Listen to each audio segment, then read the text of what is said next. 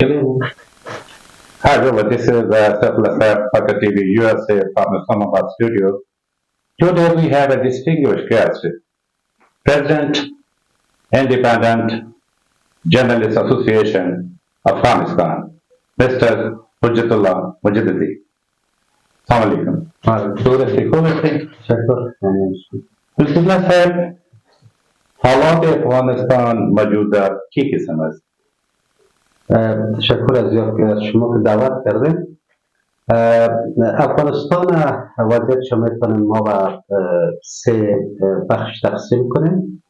یکی بخش امنیتی است که در 40 سال گذشته به شکل بی سابقه وضعیت بسیار خوب امنیتی داریم که مردم افغانستان خاصتا مردمی که در داخل افغانستان هستند از این وضعیت بسیار راضی هستند و استفاده بسیار مؤثر صورت میگیره. اگر هرگاه کسی میخواد شمال و جنوب و از شرق و غرب بره، شب و روز هیچ نوع مشکلی وجود نداره.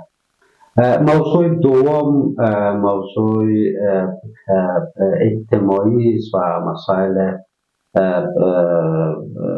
رسیدگی به همه امورات مردم است. در دیگر موارد بسیار خوب است، مگر قسمت تعلیم از طبقه اوناست یکی از مشکلات است که یک نارضایتی را با وجود آورده. مگر توقعی است و مردم انتظاراتی را دارند که هرچی زودتر این موضوع حل شود و دیگر مشکل برای مردم وجود نداشته باشد. در قسمت اقتصادی یک سلسله اقدامات بسیار مؤثر صورت گرفته که ما میتونیم از کانال قوشتیپه که سالها مردم افغانستان انتظار از او بودن و حکومت‌های گذشته نتونستن و تطبیق کنن، تونل سالنگ یا مسیر سالنگ که از سالها و خرابه مبدل شده بود بالای از او کار صورت گرفته.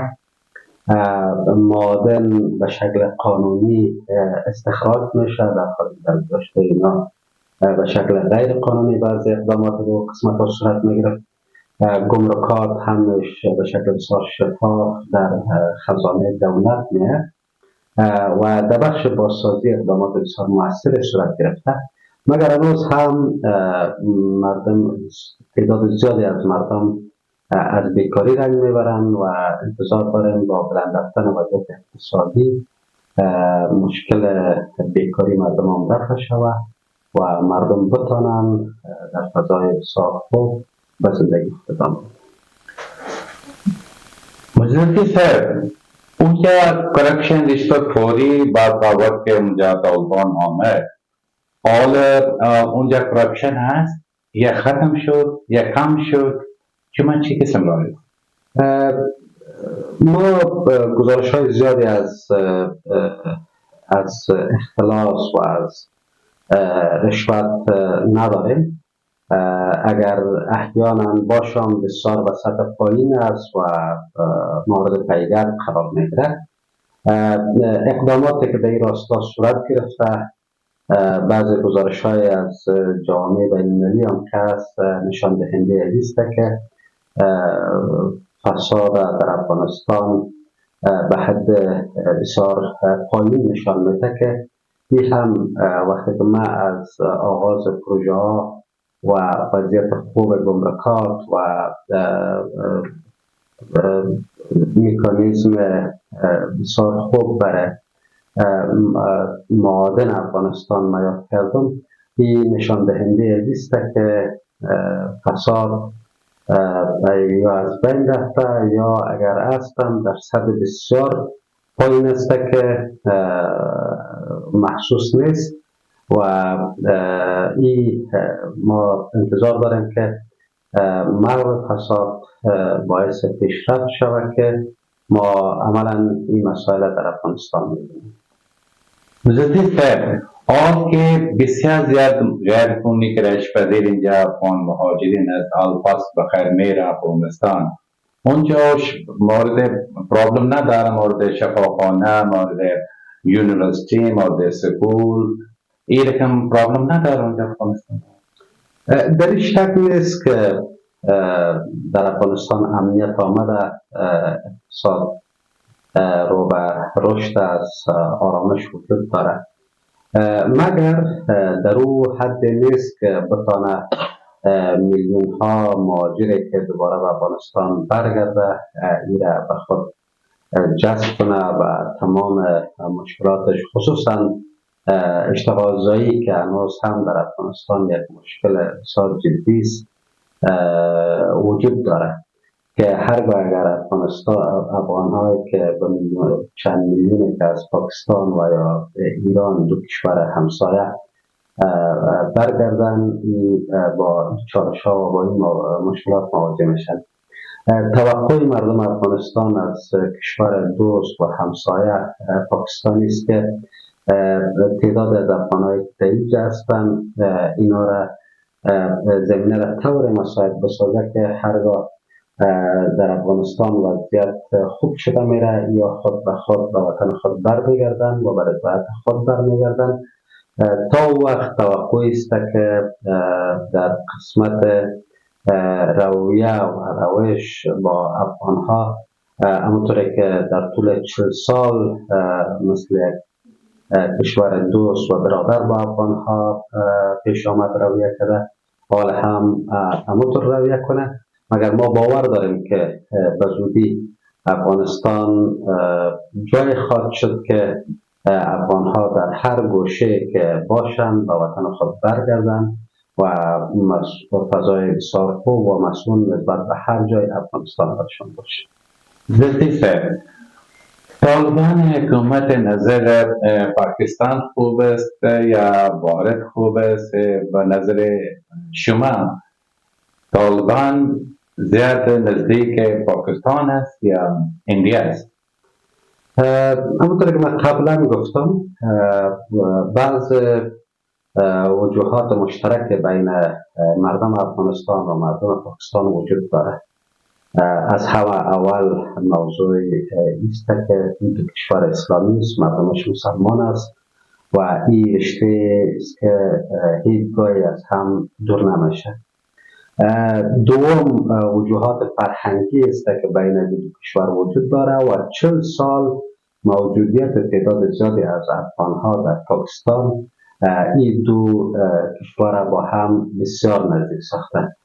گرچه در این شک نیست که افغانستان با همه کشورها علاقه بسیار خوب داره و باید هم داشته باشه، مگر نمیشه علاقه نزدیکی که بین مردم افغانستان و یک سرحد بسیار طولانی که دو طرف مرز افغانهایی که وجود داره و در این طرف پاکستان مردم پاکستان است، اینا را به هیچ صورت نمیتونیم با مردم دیگر کشورها و روابط با دیگر کشورها مقایسه کنیم. زدی صاحب، شما نظر چی است که پاکستان چی میکنه از پادار افغانستان نفرا که زیاد محبت پیدا میشه، زیاد قربت زیاد میشه، چی اقدام میکنه حکومت پاکستان؟ نظر شما چی است؟ میکنه که محبت زیاد پیدا میشه دو حکومت افغانستان مبین حکومت پاکستان و افغانستان. ما بعض وقت با بعض مشکلات برمیخوریم که متاسفانه بین دو کشور فاصله ایجاد میکنه. مثلا بعد از به قدرت رسیدن امارت اسلامی افغانستان دو بار ما شاهد عزیزی بودیم که مرز بروی طرف بسته شد و باعث خسارات بسیار زیاد در تجار ملی افغانستان شد که این گاه بجای از که مردم دو کشور نزدیک بسازه یا از هم دور می سازه.